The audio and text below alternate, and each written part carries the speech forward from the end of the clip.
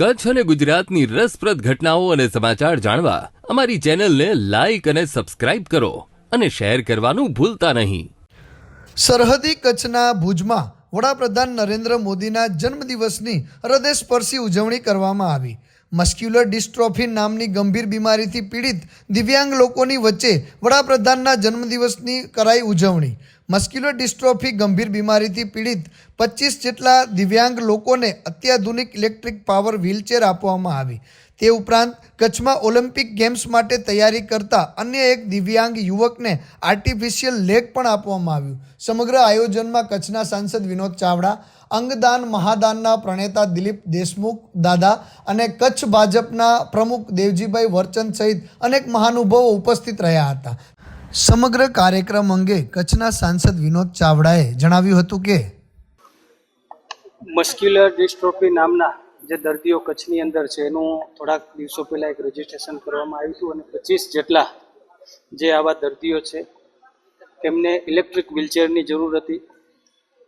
આજે આપણા દેશના વડાપ્રધાન શ્રી નરેન્દ્ર મોદી સાહેબનો જ્યારે જન્મદિવસ છે અને આવા દર્દીઓની વાત આદરણીય શ્રી નરેન્દ્ર મોદી સાહેબે જ્યારે મન કી બાતની અંદર કરી હતી અને ત્યારે એ સુરેશભાઈ જે આ સંસ્થાના પ્રમુખ છે એમણે મારો અને દિલીપભાઈ દેશમુખનો સંપર્ક કર્યો. અમે જે સ્થાનિક આપણી કંપનીઓ છે એમને વાત કરી અને CSR ફંડમાંથી આજે જે છે કે 25 જેટલા બાળકોનું આજે રજિસ્ટ્રેશન થયું છે અને એમને આજે ઇલેક્ટ્રિક વ્હીલચેર આપવામાં આવી છે અને પોતે હલનચલન કરી શકે, કારણ કે એમની શારીરિક ક્ષમતા એવી છે કે પોતે જાતે પોતાનો હાથ પણ ઊંચો નથી કરી શકતા, જાતે કોઈ પણ એ કામ પણ નથી કરી શકતા અને એ સમય જે છે કે એમને ઇલેક્ટ્રિક વ્હીલચેર ખૂબ ઉપયોગી થવાની છે. અને આજે આદરણીય શ્રી નરેન્દ્ર મોદી સાહેબના જન્મદિવસે આજે એમને બધાને આજે છે કે ઇલેક્ટ્રિક વ્હીલચેર અર્પણ કરવામાં આવી હતી.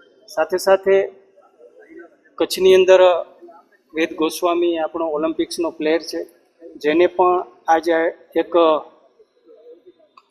જર્મની ટેકનોલોજીનો આજે એક એને લેગ અર્પણ કરવામાં આવ્યો હતો અને પોતે નેશનલ રમવા જઈ રહ્યો છે.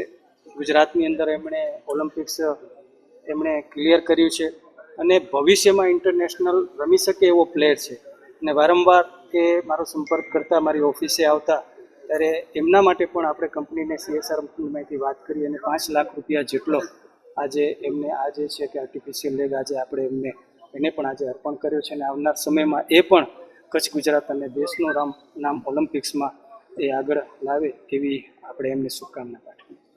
ગુજરાતમાં અંગદાનની જાગૃતિ માટે કાર્ય કરતા દિલીપ દેશમુખે વધુ વિગતો આપતા જણાવ્યું હતું કે નરેન્દ્રભાઈ અને ભારતીય જનતા પાર્ટીનો જે સિદ્ધાંત છે, હું તો સંઘનો પ્રચારક રહેલો છું, છેક છેવાડાના માનવીનો પણ પીડા આપણે સમજવી જોઈએ.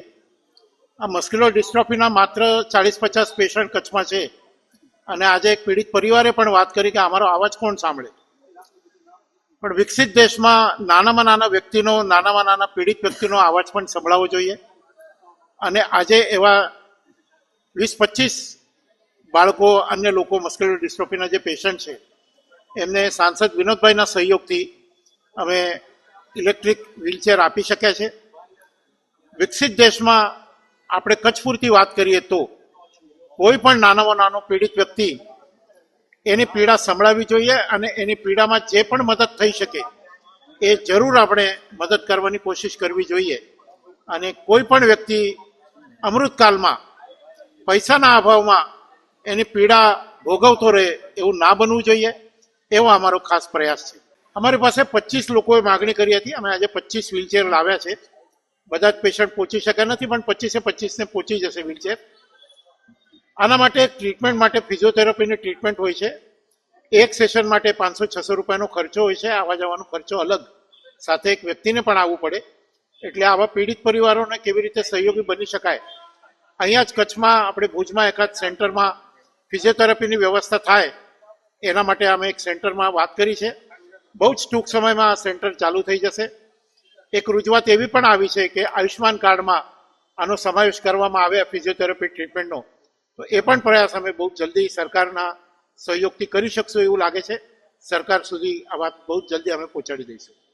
મસ્ક્યુલર ડિસ્ટ્રોફીથી પીડિત સુરેશભાઈ આહિરે વધુ વિગતો આપતા જણાવ્યું હતું કે ઓકે સુરેશભાઈ ડન રેડી.